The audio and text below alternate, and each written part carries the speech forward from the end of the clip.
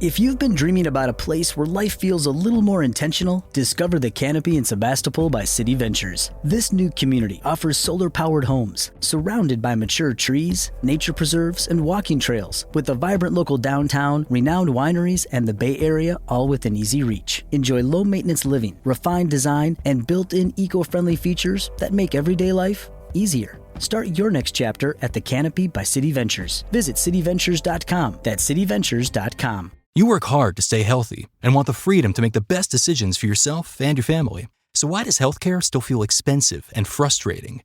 Crowd Health is a different approach, built for entrepreneurs, families, and independent-minded people who want a simpler way to pay for healthcare.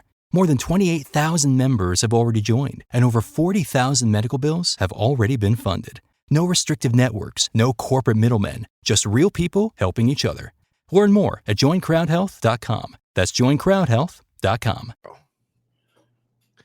What's up, my good people? Welcome to the CJ Moneyway Show in association with Bleav Network and GI, the state's capital, where we bring you stories behind the success. Today, we're talking about something we all face, but rarely talk about honestly.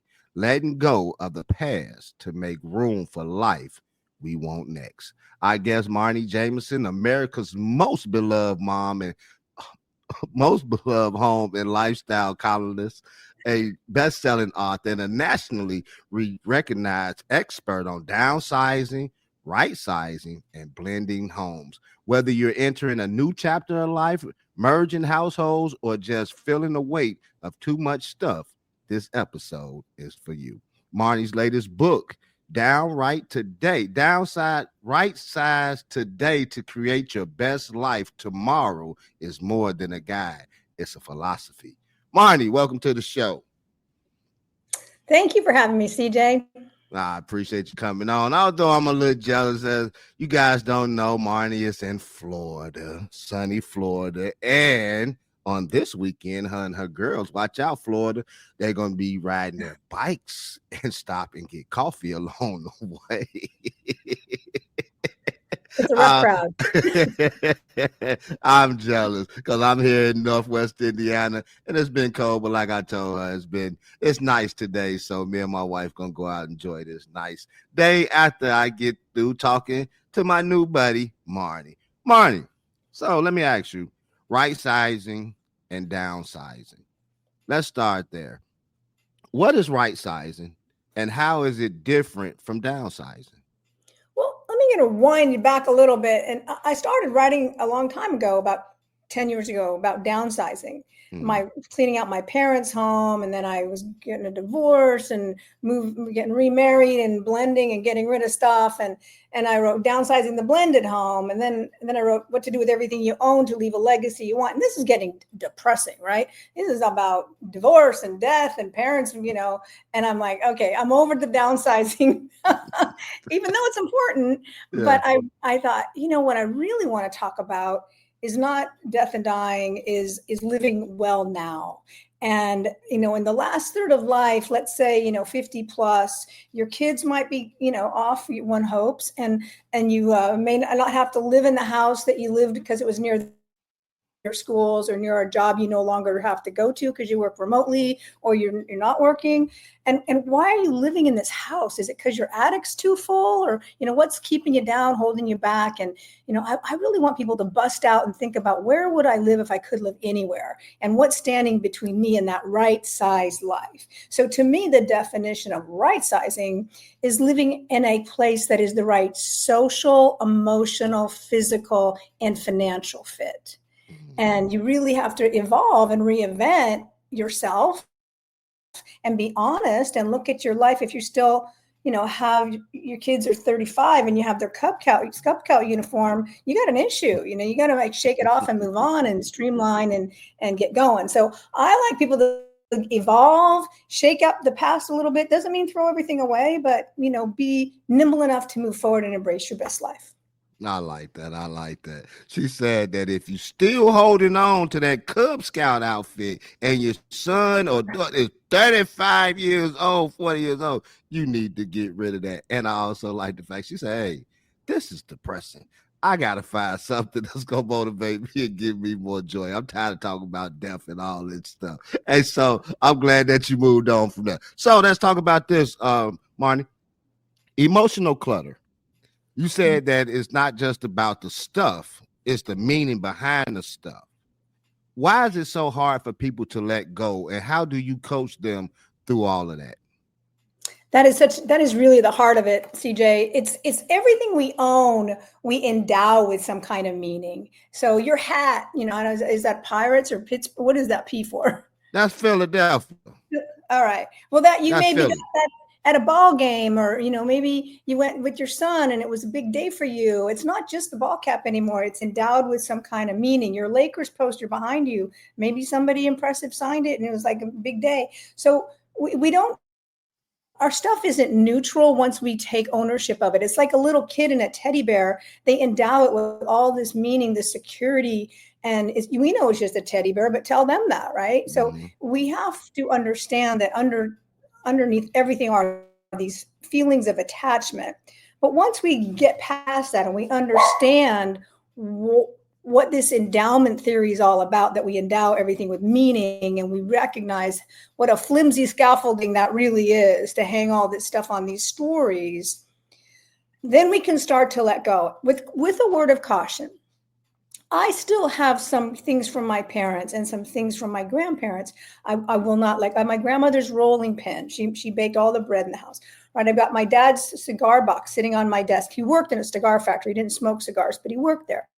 These have meaning to me. But if I had saved everything, this place would be a landfill. So I think what is important to come away is this. When everything is important, nothing is important.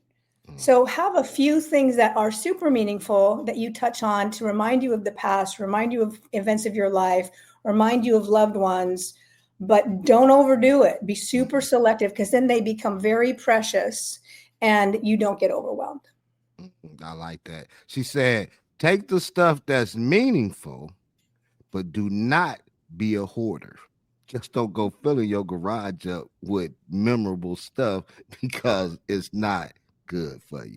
Take it from the expert. Hey, so let me ask you, Marni, the mindset shift. How can people start to embrace the idea that less is more without feeling like they're losing part of their identity or their history? So I think you need a mindset. We're living in the most consumer-focused time in history, and Americans are the worst consumer. Not the worst or the best. I don't know which way you want to look at it, but we consume more than any other in our history, in our group and population, and that means we have way too many storage units and storage facilities, and it's just nuts. So I think we need to really focus on how do we want our life to look, and create a mindset. So in my book, I talk about maybe 10 or so things that can motivate you to get rid of some stuff. So maybe it's you want to have friends over and not be embarrassed because your house is kind of a heck, and you want to, streamline it. Maybe you want to park 1 or 2 cars in your garage and you haven't been able to for a while because it's so stuffed. Maybe you want to open a closet and not be embarrassed that it's so overwhelming, it's going to fall on your head. So maybe you get a picture of what it is you want, and you visualize opening a closet and having spare room, having friends over for dinner and not being embarrassed that everything's a hot mess, being able to park your car. So visualize that and let that motivation drive you until you get there. And there are a lot of little tricks you can use, like, I like the idea of a trial separation. Like, even if you think you cannot possibly part with that quilt that your grandmother made that's kind of fallen apart, put it in a box, put it in the garage, or set it aside and revisit it in 6 months. And I guarantee you it's going to have grown cold by then. And then you can kind of offload it. So there are a lot of tricks, but I think start with the vision in mind of a beautiful life, one that's not weighing you down, one that keeps you free of the clutter, and you can keep the stories. Another thing I say is like with my mom, if your mother was a piano player or something, don't keep the piano, but maybe keep her pearls, right? Mm-hmm. I keep my mom's pearls, but I don't keep her big china hutch. So keep the small, the precious, the small, the few, and let those be enough. You heard it from the expert again. Let some things just be enough. So you mentioned this earlier a little bit, so I want you to touch up on this a little bit, Marni. The blended house dilemma.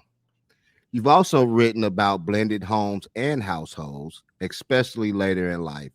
What are some of the biggest challenges couples face when merging lives under one roof? I love this question. So when I met my husband, we were in our early 50s, and I had been a live-in home stager, and I had been designing homes to help them sell with my things. So I thought they were beautiful and they were purged, and I had moved a lot. So I had edited everything down to just the essentials. And my husband was a widower and lived in a house that he shared with his late wife for 20 years, and it was packed to the gills. So I wasn't very popular going in there and saying, we need to get rid of all this stuff, right? It was really touchy. But I'm like, my stuff's perfect, and he kept saying, how come you're not getting rid of anything? I'm like, I've already gotten rid of everything. So there you have to, I sort of thought, hey, I'm the expert here. I'm the home design columnist. I got this. You just go to work. I'll fix the house up. And he's like, but where's my stuff going to go? I'm like, your stuff? Oh, okay, honey, I love you, but your stuff, not so much. Right. Yeah. So we went a few rounds over the dining room table. That was one of the biggest things, because you can only have one of those. Yeah. So anyway, I will say, proceed with caution, proceed with sensitivity. Don't make huge assumptions. You got to kind of humble yourself. You realize that put love first. You're in this relationship because you presumably love this person and you don't want to squash them. So we came to some terms where, and the book kind of talked us through, well, first of all, you have to do the math. CJ, one house plus one house has to equal one house. Mm-hmm. So you each have to lose half a house if you're going to have one house together. And here's the awful part. You really have to lose a little more than half a house, because you need to buy some stuff together. So you need to have yours, mine, and ours. So there's a lot of letting go. So it kind of gets back to what we talked about with the downsizing and what's precious. Each one of you gets to pick 5 things that it would break your heart to lose. I have a painting, an oil painting of California where I grew up. It's of the fields that I remember growing up as a girl. It's really meaningful to me. I have it in our living room. That's something I really wouldn't want to let go of. And he has an oak roll top desk that he got when he finished college, and he was like finally a professional, and those things that mean something. Okay, pick your 5. And then everything else is neutral. It's like, and you shop it as neutrally as possible, like it's a garage sale. And you just say, okay, which sofa would fit best here? And you start making which blender is better. So we don't want 2.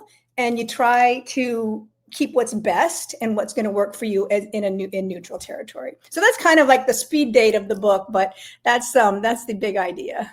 I like it. It put me in the mind of a TV show we used to watch back in the day, the Martin show. And they had an episode like that where Gina had moved in and they had 2 blenders, 2 toasters, and they argued, who toaster was the best, which one was going to stay. But I have to ask you. You said that because it's a wonderful thing to find love after 50. So you're a testament to that. So I had to ask, how long were you, divorced or separate, or, that situation with your ex before you found love again? So 2.5 years-ish. I was living in Colorado and I moved to Florida by myself. Well, one daughter was off to college and one daughter came with me. And then I didn't date or do anything. I just was getting her through high school and working and doing all that. But when she went off to college, and we were about 2 years in, she's like, Mom, you're going to be all alone. You should probably start dating. I'm like, that sounds horrible. And so my daughters came home for Thanksgiving and they put me on one of those match sites, and wasn't long. And I found a man, and I'm glad they forced me to do it. But it was 2.5 years or so. That's pretty cool. That your daughters was even like, hey, Mom, you need to get out there and not be by yourself. Hey, get over it. Move on. Get that clutter out your way. Move on. Talk about emotional editing, right? Emotional editing. There you go. Hey, so, Marni, let me ask you. designing for love. In your book, you talked about designing with love first. What does that look like in practice when two styles and stories collide, as you was talking about just before, in one house? Yeah. Well, it's tricky. So you do need to bridge design. And my husband tends to like more modern things. And for instance, he likes this artist that literally airbrushes paint on aircraft aluminum. Not my thing. I like oils of landscapes. Okay. But we have what you would call a transitional home.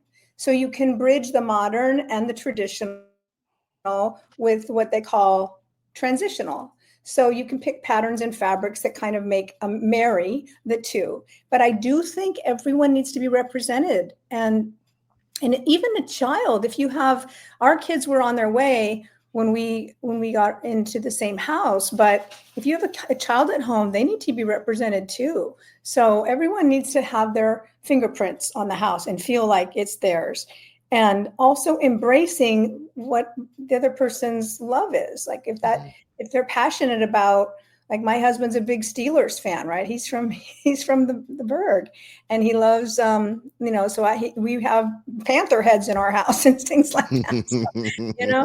So, anyway, it's important that everyone gets represented and not to steamroll, which let me circle back. We were fortunate that we were buying a house together.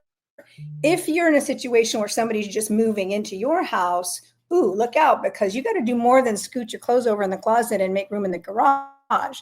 You got to take stuff out and make room for this other person's energy, life, and style. It's important. Yeah, that is. It may not seem like it, but it's a grounds for friction, which you just don't want to have. Marty, I think I might let my wife listen to this, or have her to call you to get some advice as far as styling the house together, because I'm just she'll ask me, she'll include me. I give her that, but she know that I'm really not, it's basically, I'd be like, yeah, baby, yeah, that look good, because at the end of the day, she's gonna do what she want to do with it anyway. Whatever works. Some guys, they're not caring as much. But I was stunned when my husband had opinions. I'm like, oh, that's so inconvenient. like she's getting some backsplash. We just went over some stuff the other day. She's getting some splash on the walls, and I want to redo my garage. I want to redo the floors and everything or whatnot. So we that's where we at. I'm like, you do yours, and I'm gonna do mine. Matter of fact, we're going to look at the towel and stuff when I get off this call today. That sounds fair. You do you, I'm gonna do me. And she asked me, she's like, do you like this? I'm like, yeah, it's nice. We went through it or whatever, but I already know, Marni, that she's gonna do what she was gonna do anyway. Because if I say, okay, I like this one, she's like, okay, she's gonna go back, think about it, and then she's gonna go with the choice that she had already made up in her mind before she even asked me about it. You're a woman, Marni. Come on now, let's keep it 100. So Marni, let me ask you this. Letting go with grace. You can share a story from your own life where you had to let go of something meaningful, as you talked about before, as far as with the piano and how you kept the pearl, and letting go with grace, and what that moment actually taught you. Oh, there's so many. Here's a story. My mom, when I was cleaning out our house, she had some purses in her closet, and there was this crocodile purse. It was she always thought it was so fancy, and she never carried it as far as I could tell. And it was wrapped up in a felt bag with a drawstring. I'm like, well, this is special. And she never carried it, when I was a little girl, I'd play with her purses, and I think that one was really important. And so, as I'm going through her things and I come across this crocodile purse, I'm thinking, oh, now what do I do with this?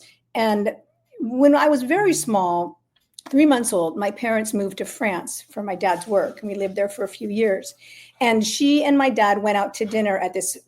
We were not a shishi family, but they went to a shishi dinner for their anniversaries, the Hotel de Paris de la Poste. And apparently she took this purse with her, but she used to talk about that dinner, how the butter came curled and she wore her dress and out with her handsome husband and whatever, and I'm listening to the story. And then it all kind of came full circle. When I opened the purse, and inside was the menu from the Hotel de Paris de la Poste, where she and my dad had dined way back. And I thought, wow, now what do I do with this purse, right? This is important. But if I was objective, CJ, it looked like an old lady's handbag. The handle was kind of cracked, I'm like, but it meant a lot to her. So here I am, right? There's the devil in the deep blue sea. And I realized, I said, now, why did mom keep this purse? To tell me someday that once upon a time, she was a young woman out on the town in France with her dashing husband, so I could remember her that way. And I did. In that moment, If you've been dreaming about a place where life feels a little more intentional, discover the Canopy in Sebastopol by City Ventures. This new community offers solar-powered homes, surrounded by mature trees, nature preserves, and walking trails, with a vibrant local downtown, renowned wineries, and the Bay Area all within easy reach. Enjoy low-maintenance living, refined design, and built-in eco-friendly features that make everyday life easier. Start your next chapter at the Canopy by City Ventures. Visit cityventures.com. That's cityventures.com. Did what it needed to do, and I let go of the purse. That was heartfelt right there. Your mother say, I had a good time. Just remember me for this moment right here, because that was the time of her life. That was the time of her life. Job. Yes. It did do the job. Because like, I get tongue tied. And there's no way that I'm even going to try to pronounce Hotel Del Rio. You don't have to. Hotel de Paris de la Poste. All right. So, man, that's nice that your mother have a daughter who thinks of her in that way and still talks about her, saying as if she was still out on that night in France with her stunning husband. So let me ask you, Marni, staging the future. When it comes to preparing to sell a home, staging in the buzzword, but what emotional or energetic role does staging play in helping people move forward? Oh man, you're asking the right girl. When I moved to Florida, I had a house in Colorado and I hadn't sold it and I couldn't afford my own house. So I stumbled into this gig as a live-in home stager. I lived in challenged properties, but they were nice homes that I decorated with my things to sell. And the better I was, the faster I was out on the street. So that was kind of a conflict for me. But I lived in 6 houses in 4 years. And my job was it's a lot of moving. And my job was to present them. So what are the tricks? And there are tricks. So one of the important things, CJ, your job is to have some potential buyer walk in your home and say, oh, wow, if I lived here, my life would fall into place too. Or I would have this wonderful lifestyle. So there are some tricks. Now, don't tell anybody. This is just between us because they're going to know it's a gig. But for instance, in your daughter's room, you might have like a little ballerina dress hanging up and toe shoes, just to show, this is what if I had a daughter who was a ballerina. Or the boys, I don't mean to be gender non-neutral, but in the boys' room, you might have a baseball bat and a mitt and a ball, sitting in the corner, just like staging. But all the stuff is out, like extra clothes, all that's offsite. And not to be too personal, don't have pictures of your wedding all around, because the buyers are going to get all locked in on you guys and not look at the house. So you want that. You want to get rid of any pet paraphernalia, pet bowls, pet beds, pet smells. I've got dogs, but they're, you don't want any trace of them. You want to get rid of anything that's overtly religious, like don't have the Bible sitting out or your, cross over the door. Just don't even go there. You don't want to cook onion soup the night before. Make sure everything smells fresh. So in addition to be uber clean and uncluttered, you also have to think of all the senses, and the emotions. So you want to see shelf space in the closet. Like actually, sometimes you could put a little, maybe not you, CJ, but like a Victoria's Secret bag or a Tiffany's bag or something that shows a lifestyle, on your closet shelf. Like, oh yeah, I was just shopping at a high-end store. Not that I do, but project a lifestyle, put out a picture of lemons and lemonade on the table with some fine napkins, like, oh, we could just come in and have lemonade or a margarita or whatever. So project a lifestyle, be super uncluttered, room to spare, no pets, nothing personal, and you'll sell your home. I've done it 4 times where I've sold the home in 24 hours after staging it first to the first people that walked in. So it works. And it's in the books. I write about it. Yeah. You said you're talking about pets, don't have pets in the house and the pet smell. And before we moved here where we are, well, actually we came to this house first. And so I already knew once we came here, as I told you earlier about my wife, she had already made up her mind that this was the house that she wanted to move in. It was already made. Although we went to go look at some more, she already made up her mind that this was the house. And so I say that to say this. So the next house we went to, we went in there, it had a basement, and that's all I wanted. I wanted a man cave. I wanted a basement. It had the poker table down there, everything. It was that's what I wanted. But it smelled like, and it had a trampoline in the backyard, and she wanted that for our son because he was younger at the time. But it smelled like dog all the way through. As soon as you walk in the house, it just smelled like dog. And so I totally agree with you that is a total turnoff. It is a total turnoff. I was willing to deal. To deal with the dog smell to get that basement. I already knew she had her mind made up. I already knew. I can smell it just you talk to me. But there is a secret on that one. And you have to be honest. Sometimes people don't smell their own pets, right? Yeah. You become nose blind, they call it, to your own home. And speaking of dogs, there's a product, it's a paint product called Kilz, Kilz, and it is a primer that will knock back any smell that's gotten in the walls. Like if it's tobacco or anything that's kind of a funky mildew, anything like that, it will really take care of it. So if you're going to sell a home and you know that it has a funky smell, your flooring's got to go. You got to refresh the floors, but you can paint with Kilz and it will cover up the smell. It's cool stuff.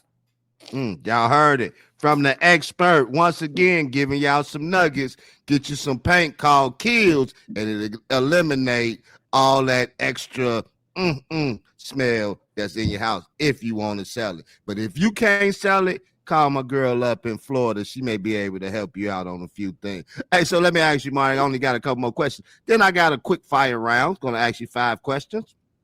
A new little game that I've been playing on the CJ Moneyway Show, and you're going to answer with the first thing that comes to your mind. I've been telling people at the end of the show now because I had a couple of people been cheating on me the last couple of times. I let them know at the beginning, and so they was totally focused and waiting on me to answer this question. You're hitting me like an ice bucket. That's how I like it. People get nervous, like, oh, what is it going to be? It's going to be fun. But let me ask you before we go there, legacy and belongings.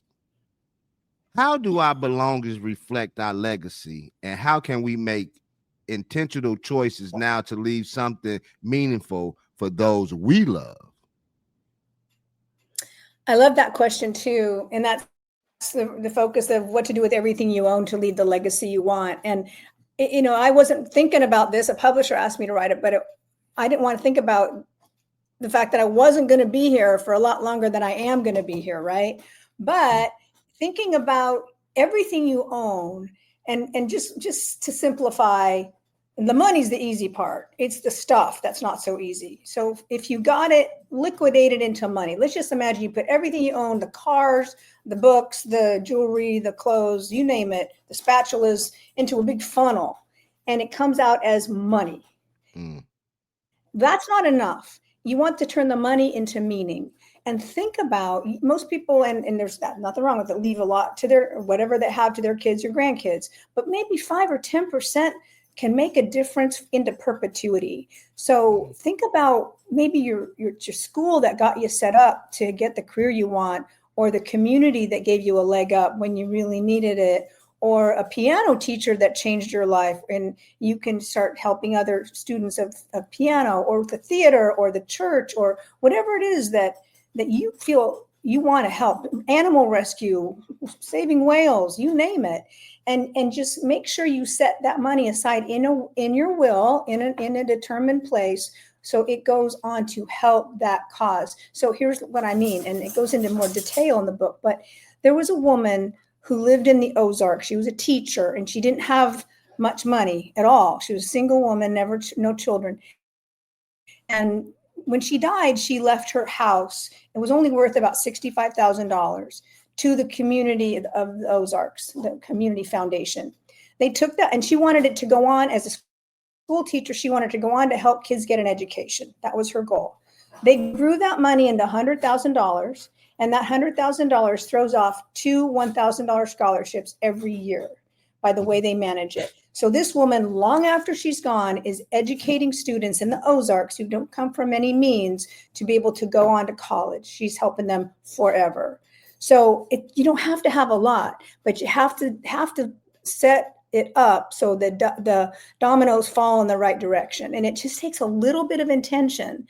And you can leave a lifetime of meaning, which is, to me, gives me goosebumps. I just think it's really important. Otherwise, it's over and one and done. The kids spend the money, everything's gone. They forgot all about you. But you can leave a legacy that keeps on giving with not a lot of money behind it, or maybe a lot if you're lucky. So that's the big thought there.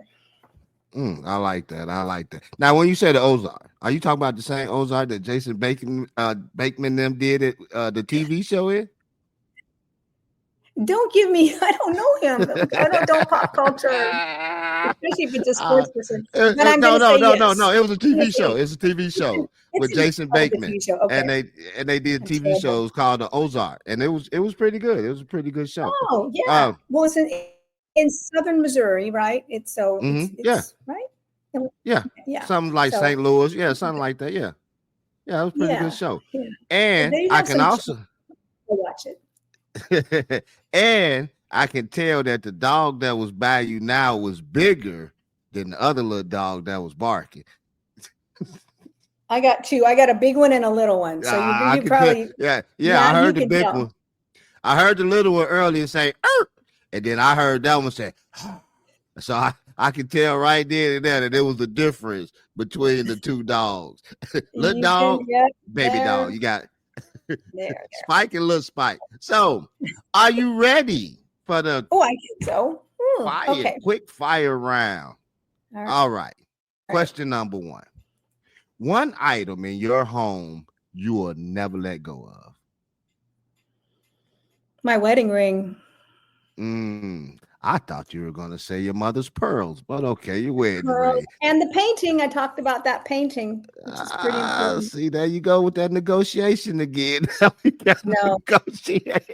No, I just think if my stomach would just sink, if I now you got, that's where you got to go back and say 5 things. Okay, we go back to that 5 things again. You take your 5 and I take my 5. I just can't let go of just one. Probably also my dog, the little dog, not the big dog, but the little dog. You let go of Spike. Oh man, Spike finna really be.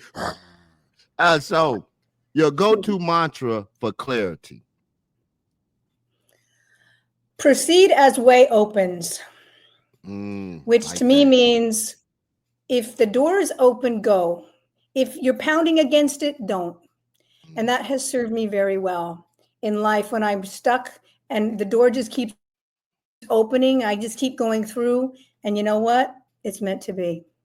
And sometimes I'm pounding my head against a wall, a door that won't open, and I want it to open, and I have to just listen. That's a good one. Got something on that one. But favorite room in a home to transform. Your favorite room in a home to transform. My patio.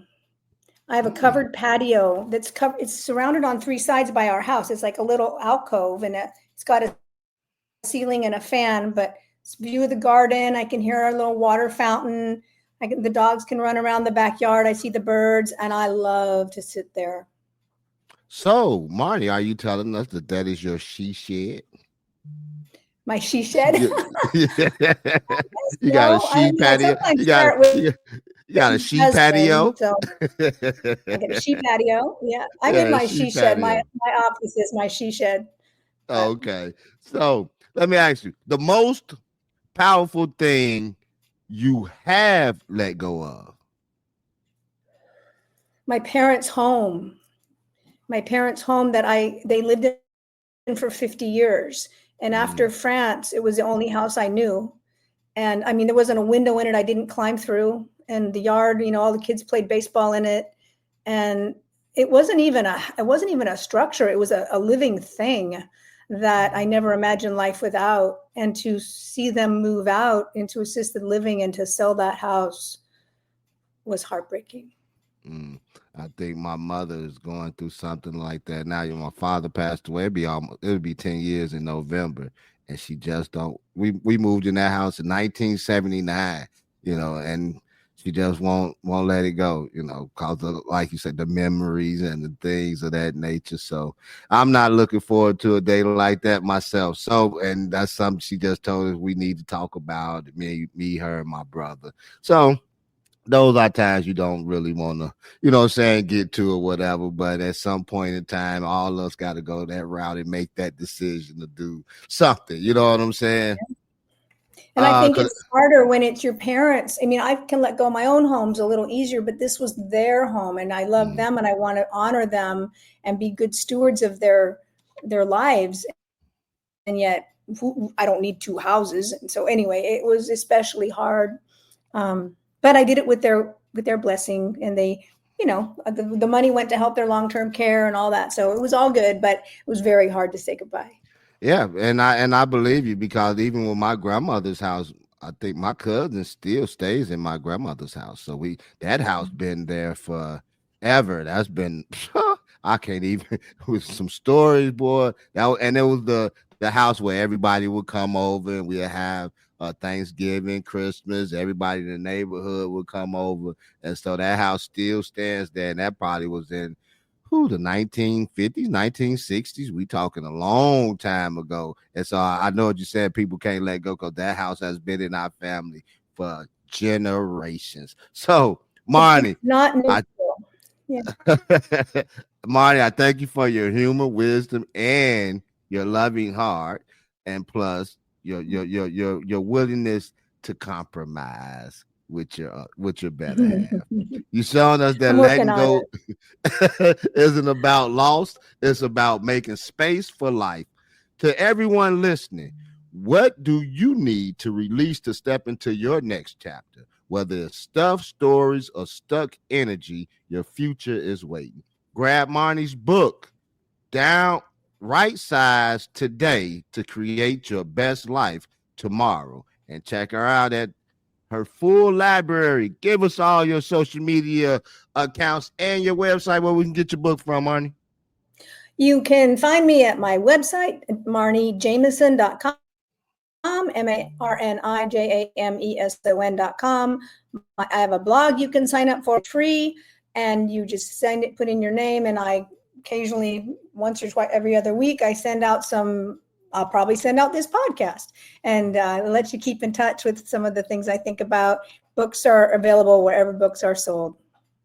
Okay. Marni, so when we get off and you get a chance, send me all those links so I can put them in the show notes so people can go out there and go get your book, Right Size Today, to create your best life tomorrow, and get on her mailing list so you can get her personal newsletter emails, and you might get a chance to check out Marni on the CJ Moneyway Show.